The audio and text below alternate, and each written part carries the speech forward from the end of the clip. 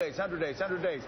I wonder how many days Trump and Carson have been over the 50% threshold. At least a month or two. Yeah, at least and all of these other establishment candidates, you know what? They're just along for the ride. They still don't have the traction because they're still not speaking to the core concerns that the base has. The interesting thing about the Trump number is that when you peel it back, the question about the economy is really what keeps him in place. Exactly. Yeah. That's the number that has him like third ahead of everybody else in the field. And as long as the country, a lot of Republicans at least, feel that he's going to be the best one for the economy, it's going to keep him there. And that came through in that last debate. And at the end of the day, Mike, you have been talking about it for years, the unease with the economy. The rich getting richer, the poor getting poor, the middle class falling further behind.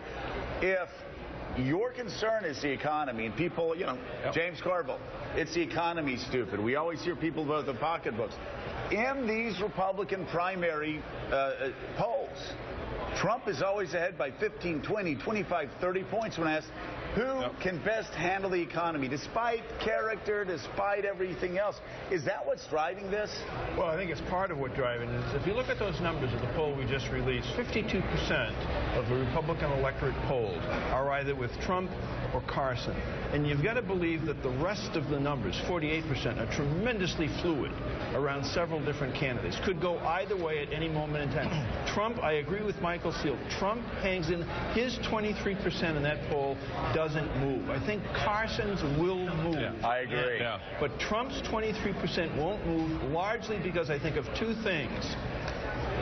J-O-B, jobs, I'll make America great again, I'll put you back to work, whether you believe it or not, that's what he says, it takes hold, and he comes self-funded. Yep. I'm not beholden to anybody. That is, I think, that's a powerful message. Now let's see how this translates, because national polls are beauty pageants. Yeah. Let's talk about where it really matters, and that is the early states. A new poll of New Hampshire Republicans taken after last week's debate shows Marco Rubio has tripled his support in the first primary state. In the